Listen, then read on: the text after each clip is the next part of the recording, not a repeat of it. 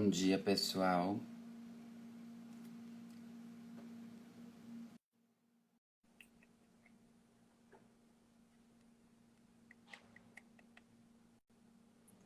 Oi, Sari. Bom dia! Oi, Bianca. Você foi rápida no gatilho, ótimo. Muitíssima! Craque de live! Já tá a rainha das lives. Rainha das lives! Aham.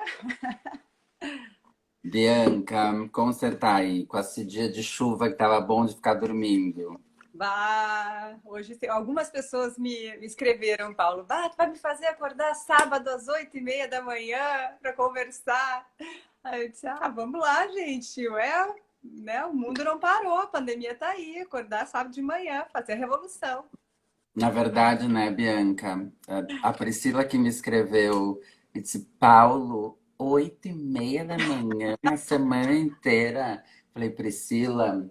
Além de tudo, além da riqueza do conteúdo, eu vou ajudar na organização de uma rotina para a vida das pessoas, que, diga-se de passagem, é bem importante para a gente não sucumbir nessa história toda, sabia?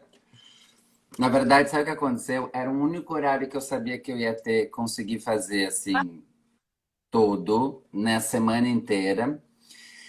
E na semana anterior, na semana passada, eu fiz um curso de observação de plantas às 8h30 da manhã, todos os dias. E foi incrível.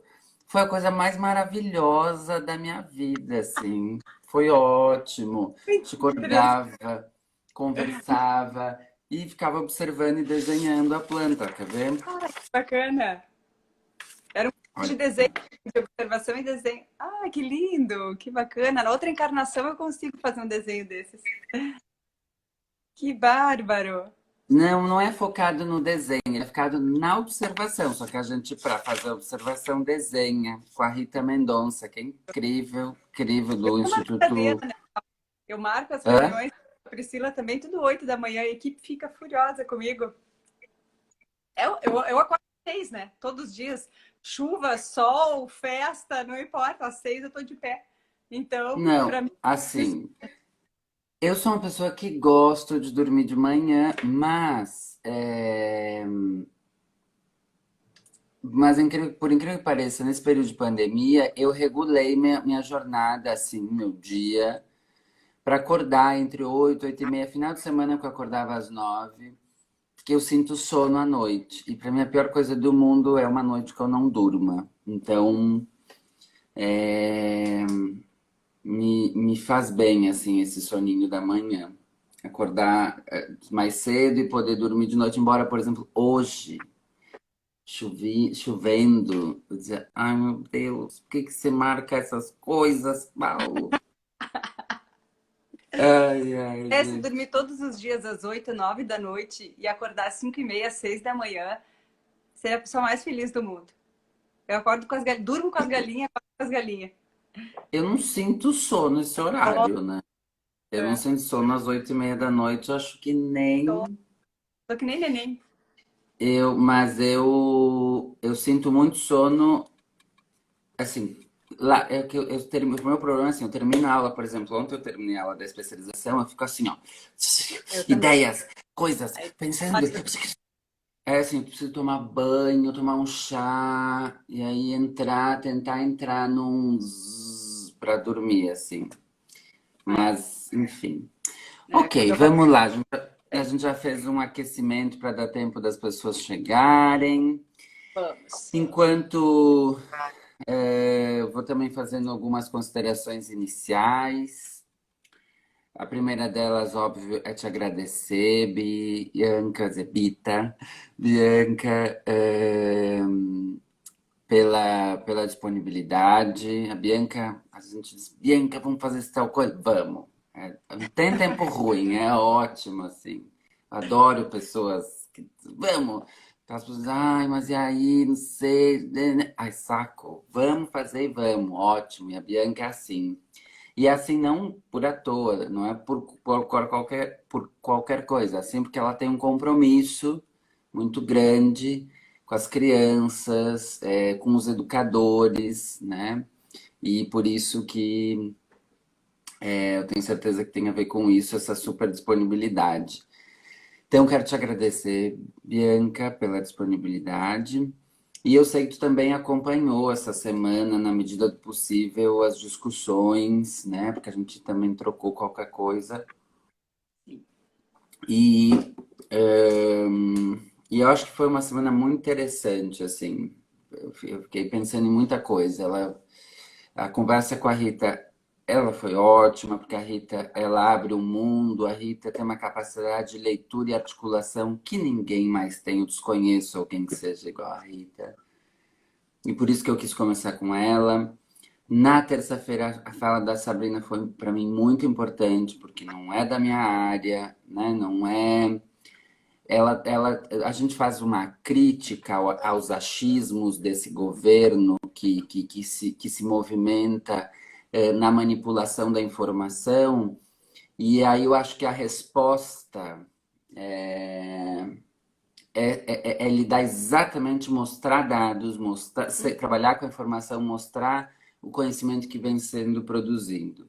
Eu me lembrei agora falando de um texto da Adélia Prado, talvez. Estou ainda de manhã dormindo. Mas ela fala qualquer coisa de que no Brasil, desde Cabral, todo mundo rouba, e que por causa disso, o ato mais revolucionário é mais honesto ainda eu vou ficar, né? Então, quando a gente olha para esse horror desse desgoverno, a gente tem que fazer a coisa exatamente mais honesta, mais correta, lidar mais ainda com a ciência, mostrar mais ainda que a gente, quando se trata de educação, não faz na base de achismos. Quando tu está falando com a vida do outro, tu não fala, tu não faz nos achismos, né? Então, muita gente ficou muito impactada com a fala da Sabrina, porque ela trouxe dados bastante alarmantes e preocupantes. Tu também me mandou agora de manhã, né, um texto que tem a ver com tudo isso. Então, eu acho também muito importante. Ô, Bianca, fala alguma coisa que eu acho que não tá, cortou o som. Eu estou te escutando Ah, perfeitamente. tá. Não, tá bom. Tá ótimo. Tá bom. É que ficou tão em silêncio, não havia nenhum pi. Que eu Sou disse, uma boa gente, escuta. eu sei. E aí, na A quarta e na internet quinta. deixa na mão aqui, né? Com chuva, eu já fico. Eu também fiquei com medo. Esses dias fiz Mas uma live, ok. Paulo. Eu fiquei 20 minutos falando sem som. Era um desafio para os pais, para eles fazerem interpretação labial minha. Gente, você Mico sabe da que eu vida, descobri. mico da vida. Tá? Mas tudo Mas bem. você sabe que eu descobri que o meu celular dá problema, né? O iPad rola. Mas enfim. Quarta, com a Luciana como promotora, a gente também, ela fez um. A Jo, minha amigona, disse: eu acho que ela fez um caminho bem bom de chamar atenção sobre o caminho do meio, assim, né? Ela também fez umas ponderações bastante importantes. Ela foi trazendo um outro elemento que é a gente se perguntar sobre a ação protetiva às crianças, né? Que talvez e muitas vezes dentro de casa não estão numa situação protetiva. Então ela também foi trazendo esse elemento. Na quinta-feira, com a Fábio, que vai falar do lugar dos conselhos, chamou a atenção da nossa participação nesse momento de discutir esses aspectos de construção de protocolos, de orientações, porque, né, os conselhos têm um papel importante, como isso é também nossa participação social, nossa responsabilidade. E ontem a Ângela trouxe uns dados muito importantes da experiência da França, que inclusive sintoniza com todas as outras falas, com os alertas que veio aparecendo, né, Bianca? Por exemplo, um que a Ritinha falou que para mim é muito importante, que lá na França eles não fizeram e não foi bom, isso a gente tem que reconhecer, e para não repetir o erro, que foi numa sexta-feira anunciar que na segunda as crianças que voltaria à escola, e esquecer que existe dá um protocolo, as pessoas, cada um na sua casa, lê e chega na segunda e faz, né? Bem possível. Então, é uma coisa que, assim, e é muito tendencioso a se fazer desse jeito, né? Porque se a gente observar o jeito que se decide parar, se a gente observar o jeito que se decide fazer situações remotas, foi assim, um anúncio e saiu todo mundo, abriu as porteiras da boiada e saiu A gente todo viu as mundo fazendo. barbaridades, né? Exatamente. Então, São as assim, barbaridades que eu continuam. acho que eu acho que essa experiência que a Ângela trouxe da França também vai nos dando uns atalhos de assim, não vamos repetir os erros. E lógico, tem todas as diferenças de proporção, de lógicas, né? Enfim, que foi uma semana que eu acho que deixou bastante um caminho aberto para uma discussão. E aí eu também quero falar, quis fazer essa recapitulada porque eu acho que é importante, mas eu quero falar por que que eu quis deixar a nossa conversa na suposta última conversa. Eu já vou botar entre aspas para dizer, pessoal, que o de Paulo Foque Morning Show vai continuar. Na verdade, por sugestões das pessoas que vieram falando, então eu articulei numa conversa com o Conselho Estadual, com o Tribunal de Contas e eu convidei a Sari, porque a Sari está muito em contato com o pessoal de Pistoia, para a gente pensar, para contar outros protocolos de outros países. Então, continuar criando essa coleção de exemplos. Então, semana que vem tem mais. Se Tá. tiver energia, mas vai ter mais, vai ter sim. Mas aí, por que que eu quis te trazer por último da semana, esse primeiro bloco, né, essa primeira temporada? Primeiro, Bianca, porque eu acho que a tua visão é uma visão sistêmica, né? E aí essa visão sistêmica que você tem, essa visão holística, ampliada que você tem, é importante, inclusive, como uma forma das pessoas também irem refletindo o longo dessa semana. A gente teve muita gente que vem assistindo ou online ou depois, porque os vídeos estão tendo muita visualização depois, né? Então, assim, as pessoas estão assistindo, estão pensando, e aí a tua visão, que vai falar de uma criança inteira, de um educador inteiro, para mim é um ponto que eu queria que fosse também aonde falar é estratégico. Segundo, que eu acho que tu tem, pela tua personalidade, pela tua natureza, um jeito de que por mais duro que seja a realidade ou que tu vai trazer, você consegue falar de um jeito que não apavora, de um jeito que convoca para a responsabilidade, mas é,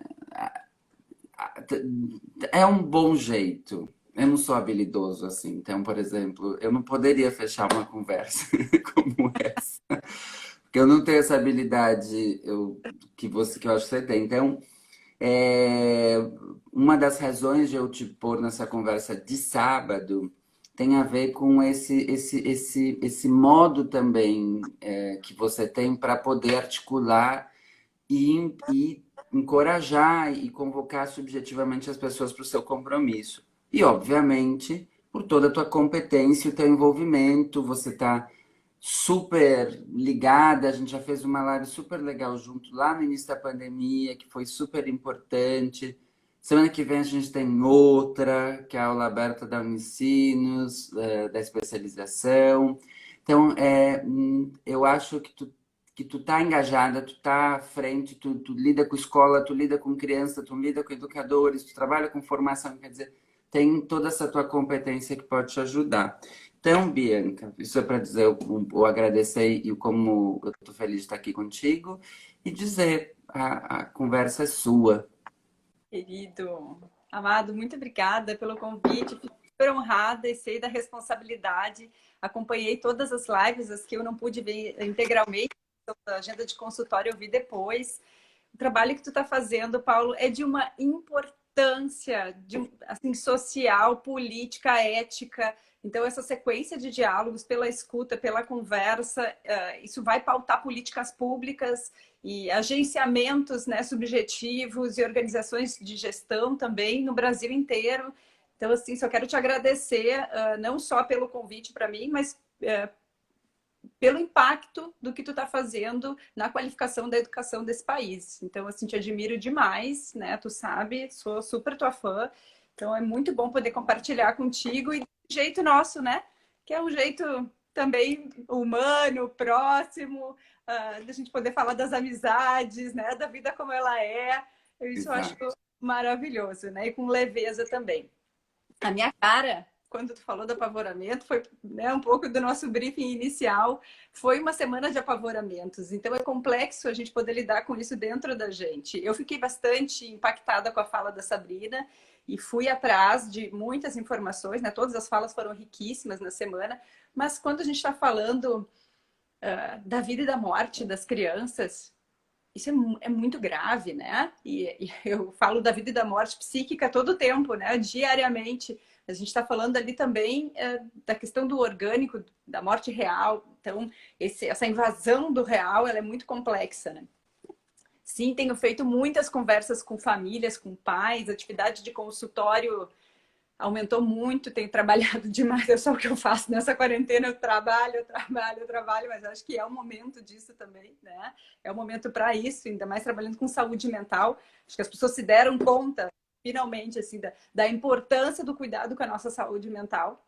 É agora, né? Ou as pessoas conscientizam que isso precisa de espaço nesse contemporâneo maluco que a gente vive e poder olhar com isso com a seriedade que demanda, ou a gente sucumbe mesmo, a quarentena tá aí para nos colocar. Acho bem legal também a gente fazer essa conversa depois da outra live. Na outra live, ontem uma pessoa assistiu a live, aquela primeira, e me disse, então a de amanhã é a que vocês combinaram que iam fazer. Nem lembrava que a gente tinha combinado de fazer outra. Mas então tá aqui, ó, a gente tá, né, combinamos. Gente, eu também não tinha lembrado desse Não me combinado. lembro, né? Uma gestora ontem me falou e eu disse, tá, né? Isso é ótimo. Acho que é importante mesmo, porque muitas coisas mudaram de lá para cá e a gente precisa falar sobre isso, né? Durante todo o tempo dessa semana, das lives, as pessoas foram colocando e os comentários da importância dos vínculos, da importância da saúde mental, da importância do afeto.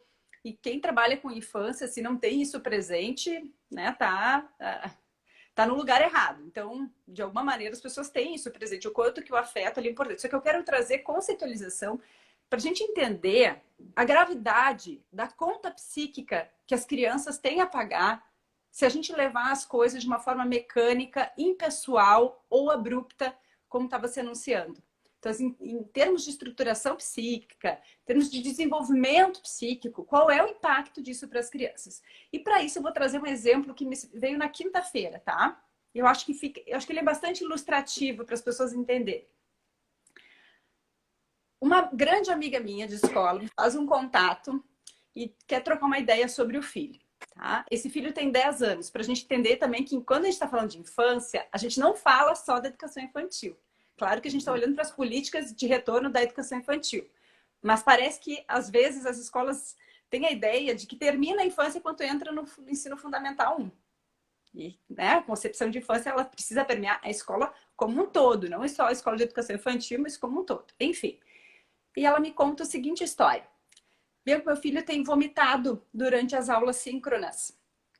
Ele tem ficado muito enjoado. E algumas noites atrás, teve uma situação em que ele ficou muito...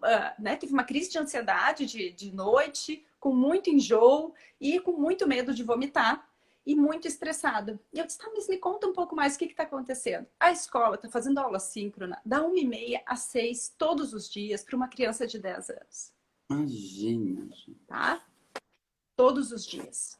Aí esse menino se dá conta e pergunta e fala para a mãe dele: mamãe, tu percebeu que a prof fez uma brincadeira só durante toda a quarentena? Foi a de vivo ou morto. Uma brincadeira. Durante toda a quarentena. E a mãe se dá conta que em nenhum momento da quarentena eles conversaram sobre o coronavírus e sobre a pandemia. Nenhum. O conteúdo ele é todo externo. Então, o que eu quero dizer?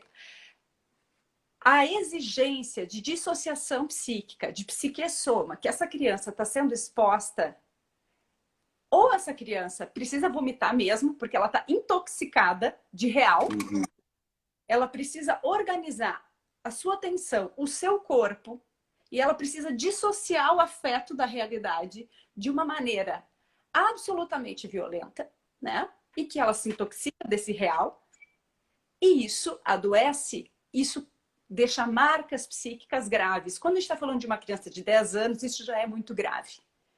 Quando a gente pensa num bebê, isso é muito mais grave. Então, tem percursos do desenvolvimento socioemocional e tem experiências que a gente precisa viver em tempos, né, do desenvolvimento, das idades, que elas são essenciais, que se não vividas naquele tempo, depois, às vezes, é o trabalho de uma vida inteira. Então, a exigência de dissociação psíquica dessa criança vai deixar uma conta para ser paga que ele pode levar por muito tempo. Bom, do mais básico, tá? Pelo desejo de aprender, a curiosidade. O que a gente está fazendo com o desejo de aprender das crianças? De conhecer o mundo, de fazer leitura de mundo, né? A serviço do quê? E aí eu quero recuperar algumas perguntas essenciais. Trago esse exemplo lá dos 10 anos de idade, e a gente pode fazer um paralelo com o que lá que o Winnicott, que o Bowlby falaram depois da guerra, que foram chamados para compor na Organização Mundial de Saúde políticas públicas de retorno das crianças que tinham sido evacuadas e retorno aos lares. Então, né, esses grandes pensadores que a gente estuda hoje estavam lá envolvidos no seu tempo social junto com a Organização Mundial de Saúde para dizer o que era importante de ser observado na saúde mental das crianças daquele tempo, que é o que a gente está fazendo hoje. Sem falsa modéstia, é o que a gente está fazendo hoje, dentro, né, da singeleza do que a gente constrói, que não somos, né, essas pessoas, mas a gente está aqui se esforçando com o que a gente tem, com o que a gente pode, construir indicadores e nortes. E a gente precisa recuperar algumas perguntas essenciais. Tudo que for mecânico, tudo que for impessoal, nos gestos, no cotidiano, quando a gente fala de crianças pequenas especialmente, de crianças bem pequenas, tudo que for feito desta forma, impessoal e mecânica, provoca dissociações. A gente pode estar criando, né, experiências violentas do mundo, da realidade com as crianças. Quando a criança percebe que o mundo é algo ao qual eu tenho só que me adaptar, que o mundo não consegue conectar com as minhas necessidades, que eu sinto isso como algo violento, né? Como algo que não me reconhece como sujeito, que não interpreta os meus gestos, as minhas preocupações, as minhas necessidades, eu preciso só me defender desse mundo. E a minha unidade psíquica, que é essa integração entre a psique e o corpo, né? Que o desenvolvimento socioemocional, ele é rumo a essa integração psicossomática, que vai me ajudar a reconhecer eu sou, né? Eu sou individuado, eu tenho desejos, eu penso, eu conheço o mundo, eu tenho interesse pelo mundo, eu penso por conta própria, eu exploro os meus movimentos, que é esse ambiente de confiança que a criança precisa para poder expressar os seus gestos espontâneos, que é para poder se experimentar no seu corpinho. Precisa ter esse ambiente de confiança e um ambiente que reconheça e conecte com ela. Quando a Sabrina me traz que a troca de fralda vai precisar ser feita com uma máscara de acrílico, com uma máscara por trás da máscara de acrílico, né? E ela com toda a preocupação, com o avental, com as luvas. Eu disse, gente, eu há 15 anos eu falo da troca de fralda que nomeie o mundo e o corpo para essa criança, que respeite o tempo e o corpo dessa criança, que faça uma conexão afetiva do olhar, do hold, do handling, que sustente a experiência. A chance, com todos esses EPIs, da gente voltar a uma mecanização, a uma objetificação do corpo da criança, que provoca sofrimentos psíquicos importantes, que vão deixar marcas, né, para a sua vida inteira, é muito grande. Então, a minha preocupação é o risco da gente voltar à mecanização da educação infantil, do corpo das crianças na educação infantil, e do cuidado sem intencionalidade que nós já vivemos muito e que a gente deu passos importantes, que a gente já avançou, né, em diversas escolas e realidades com isso. Porque frente ao apavoramento, frente ao medo do contágio, né, a situação financeira que se coloca como um desafio para todos, a gente tende a voltar para aquilo que é conhecido. Mesmo que a gente não acredite que aquilo é o melhor, mas vai para a luta e fuga do cérebro, né? Como assim? Vamos voltar um pouquinho a explicação, você falando um monte de coisa junto ao mesmo tempo. Depois tu vai me perguntando e a gente vai explorando mais, tá? Então, o Winnicott fala da integração psíquica entre, né, a psique e o soma. E que isso é feito por um cuidado que ele é pessoal, que ele reconhece, que ele é conectado com a criança. E ele vai fazendo essa sustentação do corpinho e da experiência da criança, que é um jeito de tocar, é um jeito de falar, é a continuidade, a permanência do vínculo. Por que a gente insistiu tanto que as escolas de educação infantil, o melhor que elas poderiam fazer nesse momento, em vez de mandar atividade que não tem menor sentido para as crianças e tarefinha, era fazer a continuidade do vínculo, era mostrar para as crianças que a prof não morreu. A prof não morreu, a prof continua ali. Ela, né, ela não desapareceu, que a escola não morreu e não desapareceu, que essa escola permanece, porque a continuidade da presença, ela provoca na criança a sensação de que o mundo é um lugar confiável e de que ela pode se lançar para a experiência, ao invés de ter que se defender do mundo. As crianças perderam muitas coisas. Então, a continuidade, ela tem ela não é só porque ela é bonita. A minha preocupação é essa, porque às vezes, quando a gente está falando de afeto e vínculo, a gente acha que bonito. Não é só bonito, tem a boniteza disso, né? Mas a gente está falando de uma seriedade com o futuro e a saúde mental das crianças, porque a base está sendo toda construída agora, né? Pelo brincar livre, pelo ambiente de confiança, pelo ambiente que respeita o que as crianças sentem, o que as crianças pensam, né? E os seus tempos, que oferece espaços de tempo interessantes para as crianças poderem fazer as experiências, como a gente chama, como acontecimentos totais, com início, com meio, com fim, que elas não sejam interrompidas todo o tempo. Mas, enfim, voltando, então, essa experiência para as crianças, o cuidado com isso...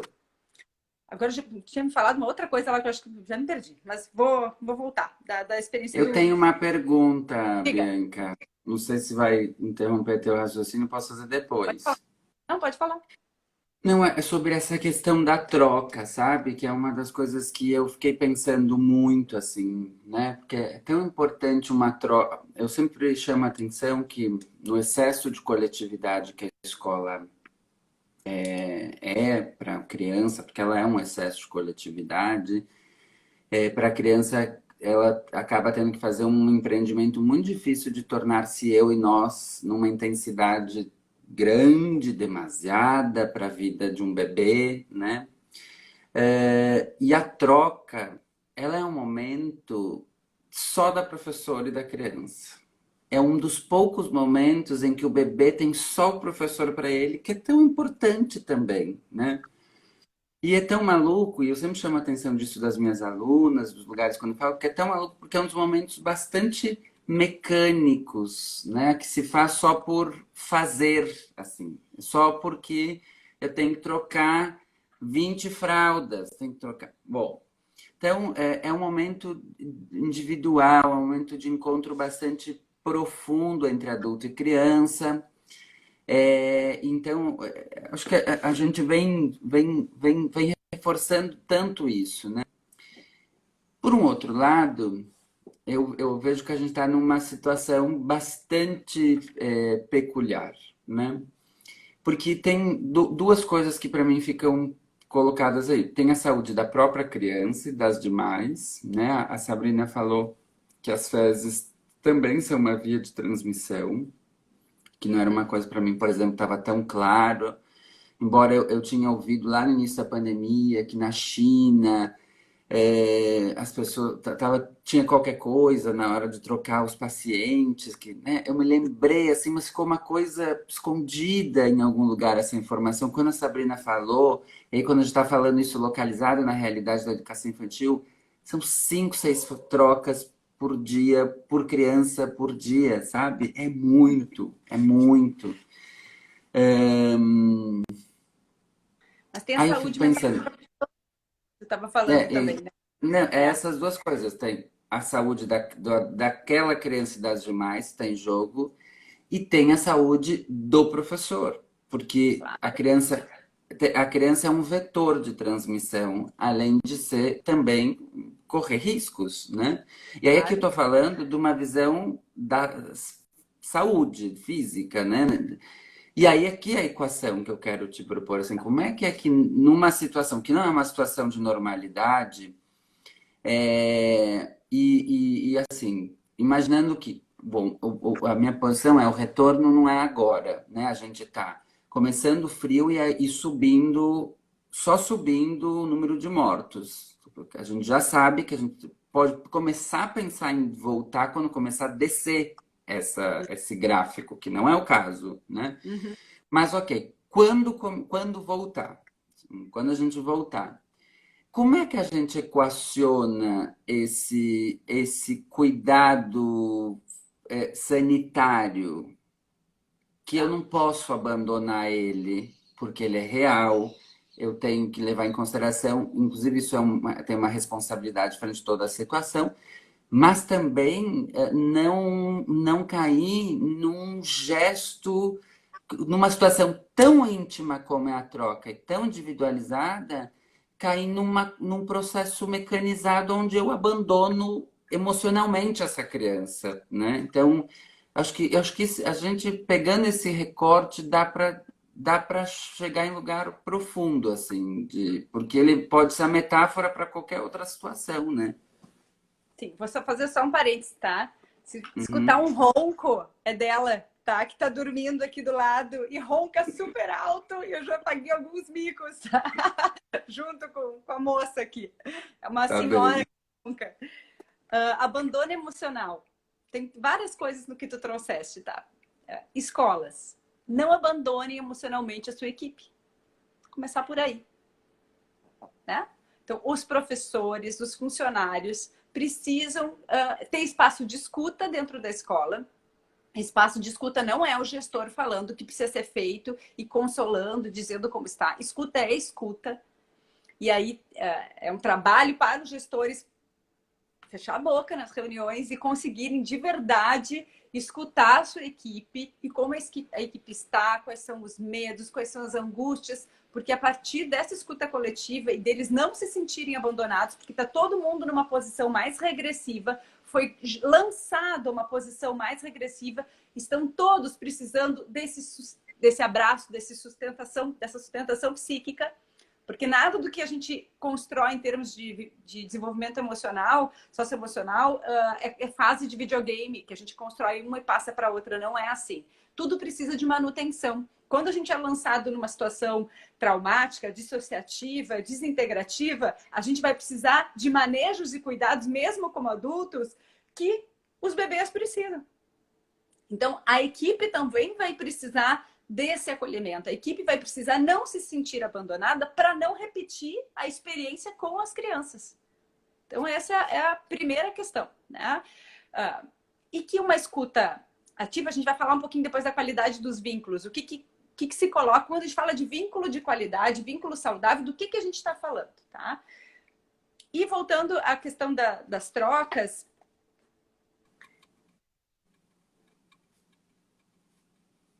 o abandono emocional, ele começa por uma dificuldade de olhar para a cena que está acontecendo, tá? E se a criança percebe que esse abandono emocional, ele é permanente no dia a dia, tá? Se essa criança percebe que a professora, no seu olhar, tá apavorada, que esse funcionário tá apavorado, que no clima da escola tem uma tensão, uma sensação de medo no ar, essa criança vai experimentar de forma inconsciente, porque ela é absolutamente esponjosa ao clima do ambiente, né? E aí toda a importância da gente pensar a função dos ambientes na vida das crianças, o ambiente familiar, o ambiente social, comunitário, o ambiente escolar também, tá? Então, se a criança perceber, as crianças estão conhecendo humores dos adultos que muitas delas não conheciam ainda. Humores dos seus pais, humores das suas, né, dos seus familiares, oscilações que são frutos de uma experiência de quarentena. A criança ela precisa mais de um adulto que se divirta na experiência com ela, que essa experiência de intimidade que uma troca de fralda pode proporcionar, de um adulto que tenha prazer em estar com ela, e a criança absolutamente capta isso, e que pode ser na troca de fralda de crianças pequenas, ou no brincar numa pracinha, ou numa escuta atenta que o professor está fazendo para alguma exploração, alguma investigação que a criança está desenvolvendo, está fazendo ali, né, está vivenciando. a criança ela precisa mais desse adulto que brilha o olho quando se encontra com ela, que se diverte e que também se estrutura na medida em que está em relação com essa criança, do que uma rotina que sirva a refeição na hora certa, de um procedimento de fralda que faça exatamente o que precisa ser feito, de uma casa que esteja sempre limpa. Então, se a gente fizesse paralelos entre escolas e casas, né? Essa estruturação do ambiente asséptico, que ele vai ser muito importante agora no retorno da pandemia, mas a construção dessas rotinas, ela não pode estar acima da relação com a criança. Porque se ela estiver acima da relação com a criança, ela perde as experiências de intimidade, como essa, que pode ser uma oportunidade da troca de fralda, como são os espaços de alimentação, precisam ser espaços de intimidade. E é na vivência da intimidade com o outro que eu aprendo a cuidar de mim, que eu aprendo a cuidar do outro e que eu vou desenvolvendo um senso de responsabilidade pelas relações, pelos objetos. Vamos pensar uma criança que está mexendo na hortinha ali da escola. E está olhando, está observando as plantas ali, como você fez, está observando as plantas, interessada pelas minhocas. Aí ela, no diálogo com a professora, a gente vai regar aquela planta. Ela está construindo uma relação de intimidade com a terra, com a planta. E isso precisa estar em prioridade do que o tanto de água que a criança vai botar e o procedimento, né, de cuidado com aquela planta. Não mexe porque senão vai estragar. Isso que a gente faz com as crianças, tem que ter muito cuidado com o corpo das crianças. Cuidado, senão vai contaminar. E aí a criança ela vai ficando espinhosa, né?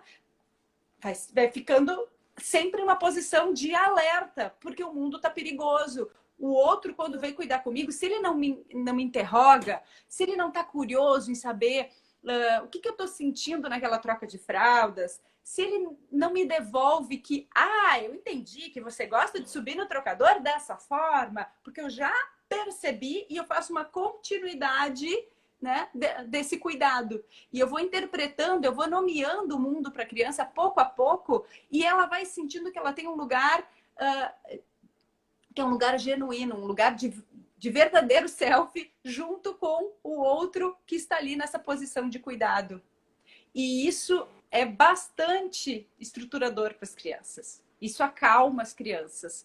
Isso constrói ambientes de confiança para essa criança poder se individuar e fazer as suas investigações daquilo que ela deseja e fazer suas contribuições para o mundo, do pequeno ao amplo, né? Aí eu quero voltar porque eu Bianca, estava... Pode falar. eu acho que aqui ainda tem dois pontos que eu queria, que tu falou que me faz pensar, que é o seguinte, um deles é, então talvez, eu acho que essa equação a gente consiga, em alguma medida,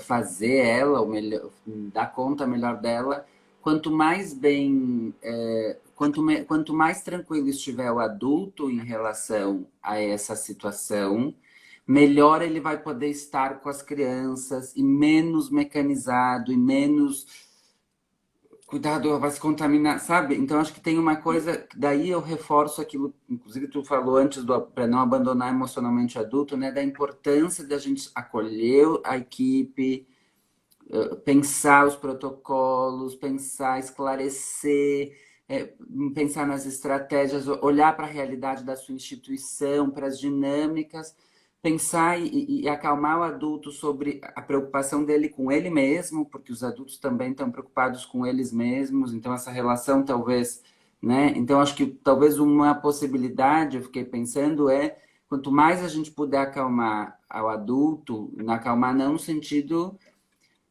fake, acalmar no sentido no sentido de verdade, assim, de achar Sim. alguma coisa que Narrativa. Vamos pensar. Se as famílias, se no protocolo que vier, as famílias terão que fazer a passagem da criança para o educador sem entrar na escola.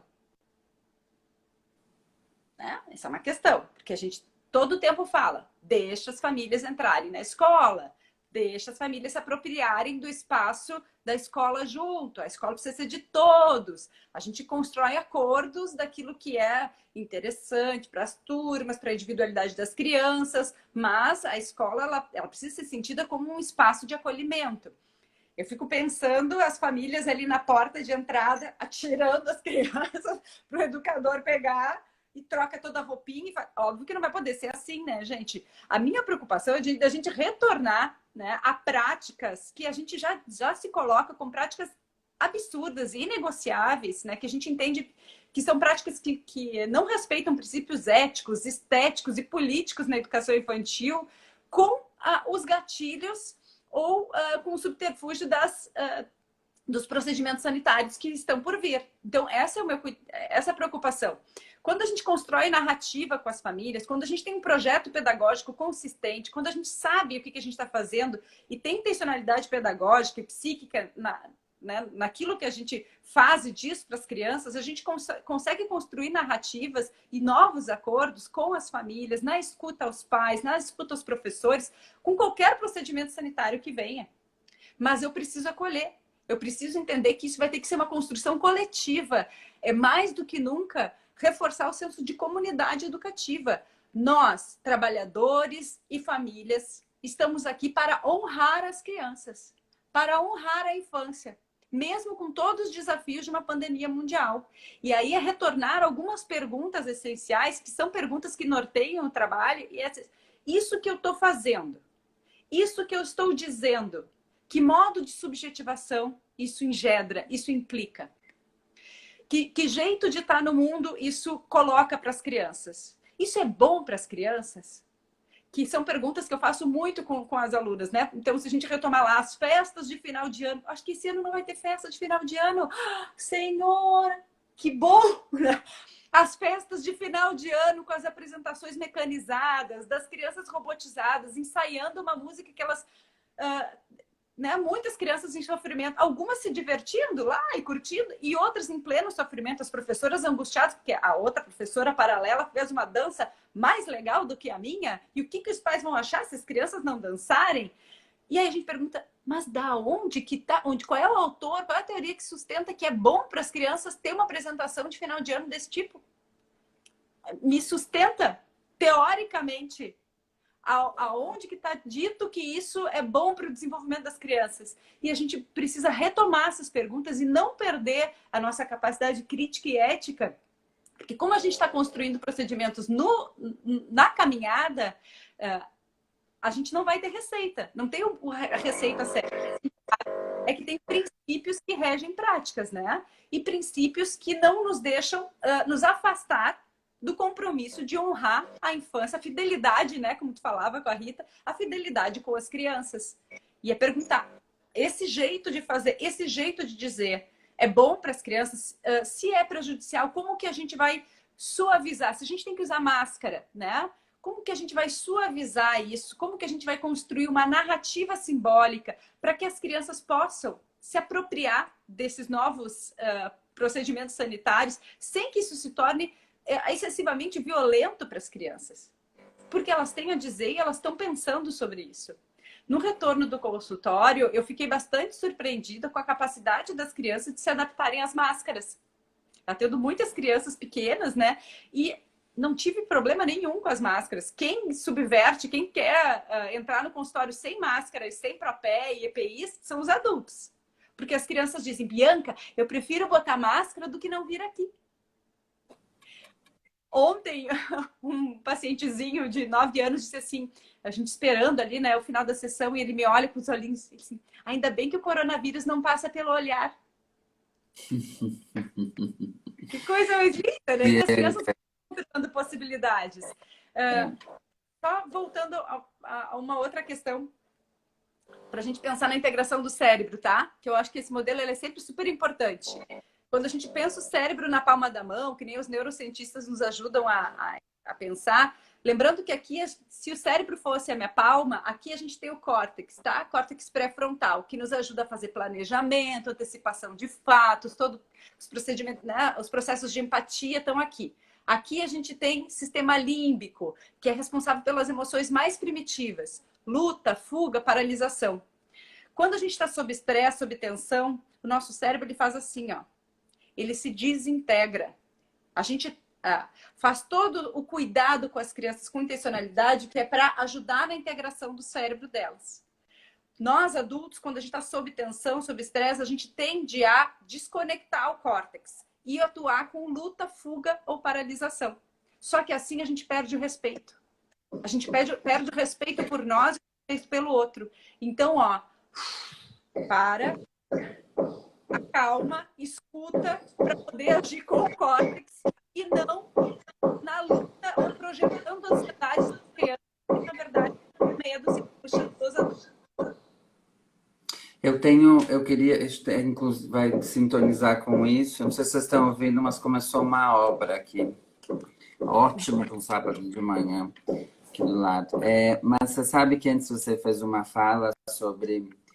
Acho que os homens falou, as crianças vai ficar espinhosa, né? Assim, quando ela vê que tá todo mundo assim, ela transmite, sei lá, ela vai ficar.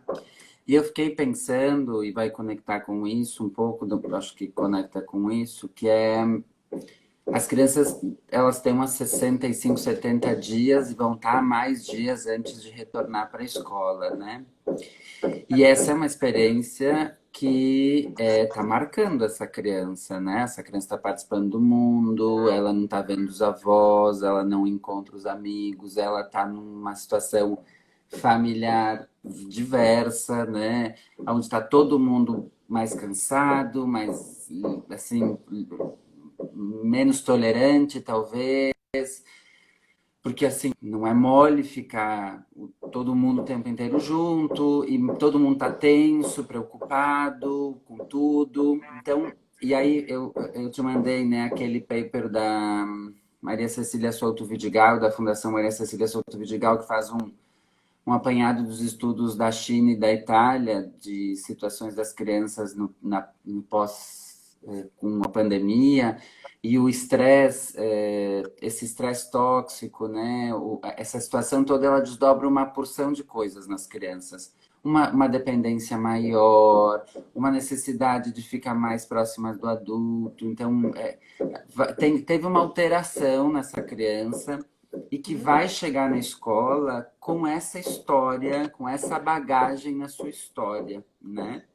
E por que eu estou falando isso? Porque eu acho que aqui também vai exigir da gente uma tolerância em lembrar que o Paulinho que saiu da escola lá em março era um. E o Paulo que está chegando agora na escola não é mais aquele Paulo, até porque o mundo já não é mais o mesmo daquele que eu saí de lá, né? Então, a gente acho que a gente vai ter que lembrar que a criança vai estar também precisando de um respiro a mais, né, de uma atenção que vai implicar alguns gestos nossos.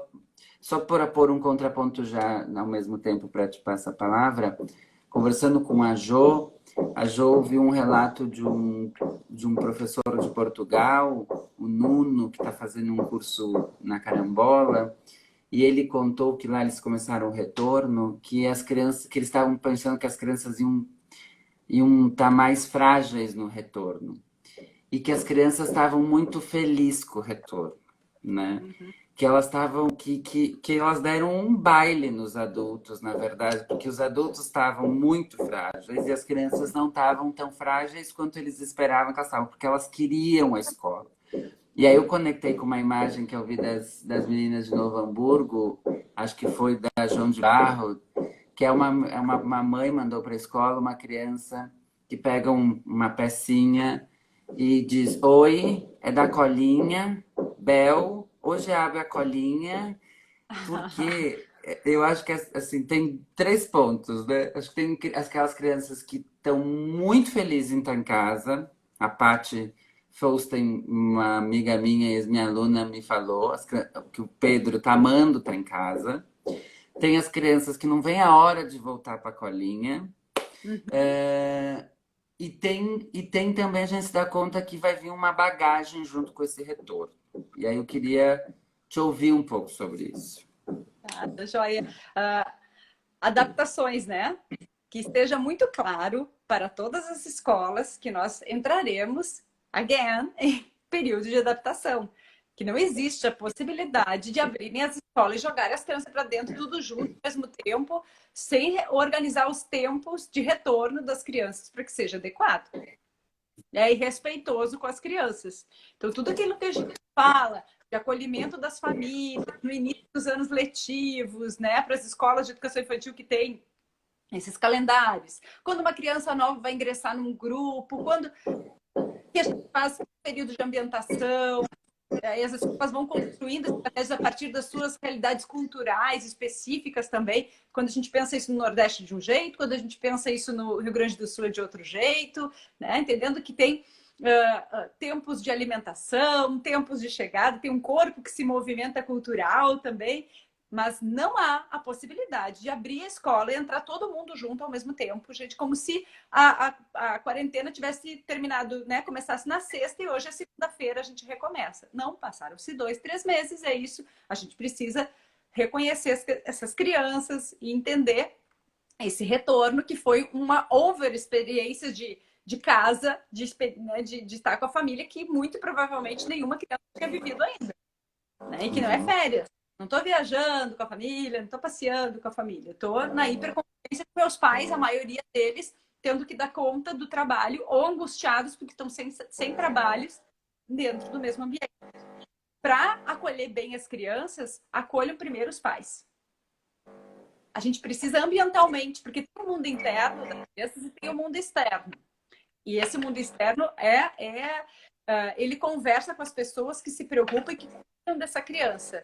Então, quando a gente escuta as mães, quando a gente escuta os pais, nós estamos escutando as crianças.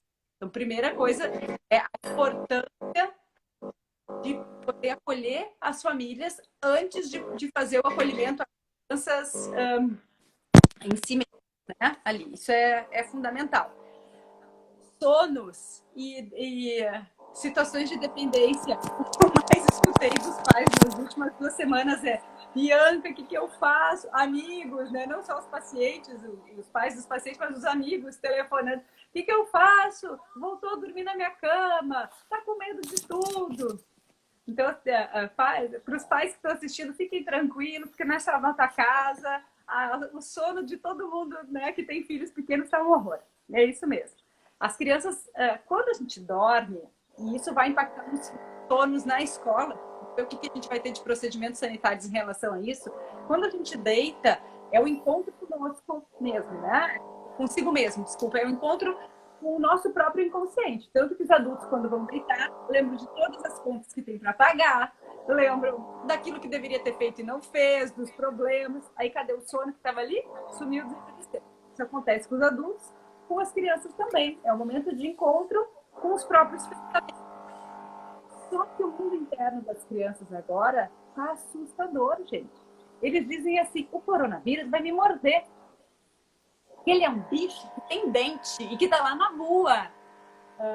Essa semana eu tive uma sessão com um paciente, a gente brincava com o Fluff, que é espinhento. Foi a sessão inteira eu jogando o Fluff, ele jogando de volta. Pega o coronavírus, solta o coronavírus. Agora tu pegou, agora... Então, nesse brincar espontâneo, a criança está tentando elaborar ativamente, né, e ter alguma experiência de onipotência, de controle, que é extremamente sadia e fundamental que aconteça, para conseguir se apropriar e entender a realidade. Quanto mais brincar espontaneamente, quanto mais esse adulto não atrapalhar o brincar da criança, né, e estiver ali numa posição de conexão, mas deixando a criança fazer o controle da experiência do brincar, e eu estou ali participante, mas eu não estou controlando a brincadeira. Essa experiência, ela é da criança, né? Visto que ela não está brincando com outras crianças, é a brincadeira com um adulto. Quando a gente sustenta esse brincar livre, a gente dá mais elementos, a gente consegue oportunizar que a criança crie estratégias para lidar com essa realidade.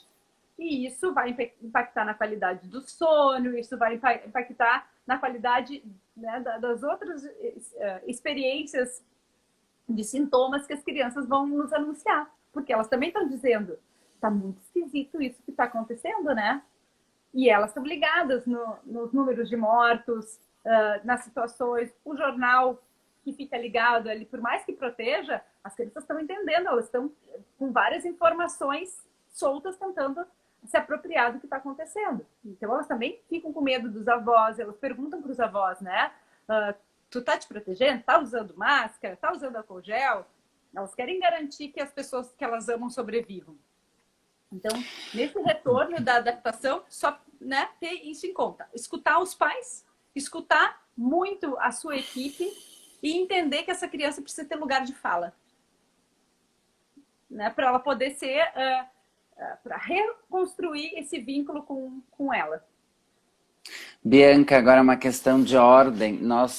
Falta 5 minutos e você sabe que o Instagram é super mal educado. Ele termina assim, né?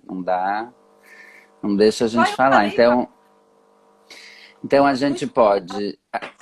Não, tá ótimo. A gente pode encerrar e começar uma nova para ter mais tempo para falar. Ou os últimas palavras aí é contigo. Eu tô por você. Eu vou ver como é que o povo tá aí também. Então, deixa eu ver. Aqui tem 43 perguntas. Não é que as pessoas estão botando coisas que não são perguntas. Eu nunca tinha aberto as perguntas. Acho que um ponto que a gente poderia conversar, e pode ser na sequência da live, Paulo, ou também a gente pode combinar isso para o webinário da Unicinos, né? E aí quem tiver curiosidade também assistir junto, que são alguns norteadores da qualidade do vínculo com as crianças. O que a gente precisa estar atento para construir vínculos de qualidade, né? O que se aponta como alguns nortes nesse sentido. Não sei o que tu acha. Eu acho que é isso. Vamos deixar aberto o convite para quinta-feira não é essa semana, eu falei besteira, semana que vem. Dia 4. Quinta-feira, dia 4 de junho, às 20 horas no canal da Humanidade. Bom, sigam nossas redes que a gente vai divulgar. Então, eu vou só dar minhas últimas palavras e eu passo para te dizer as suas, Bianca querida. Primeiro, muito obrigado. Foi muito bom, acho que sinalizou já algumas questões importantes. Acho que talvez, Bianca, a gente possa fazer uma fala depois que sair os protocolos, tentar um pouco analisá-los a partir de uma ideia de saúde emocional, sabe? Porque aí a gente tem uma coisa concreta aí para olhar. Bita, sai o Bita. Bianca, muito obrigado pela tua energia, disponibilidade e por fazer esse holding na gente, mesmo que virtual. Tuos últimos 2 minutos. Quero só agradecer a oportunidade. Desculpa por ser tão tagarela, né? Eu acho que ótimo. Eu falo para mim mesmo, que eu vou me escutando, vou elaborando. Obrigada, Paulo, você é incrível. E a oportunidade de estar aqui conversando com as pessoas, a gente vai seguir. Acho que a gente precisa conversar muito ainda sobre isso. Quero agradecer aos professores por todos os diálogos que têm feito comigo e conosco nesse tempo. Os professores estão extremamente comprometidos com a qualidade do retorno das crianças e com muita saudade das crianças. Eu percebo os professores com muita saudade das crianças.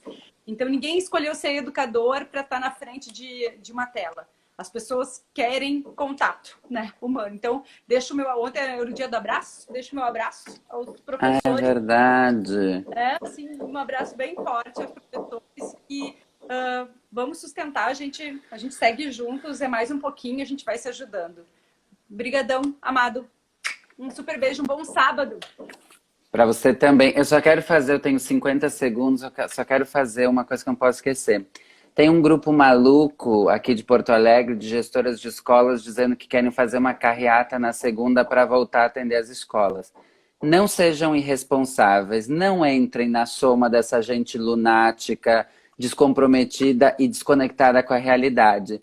Queridos gestores que são preocupados com a educação infantil, não façam isso. Não entrem em discursos de políticos que estão só tentando achar uma oportunidade para se alavancar na carreira e estão usando a infância para isso.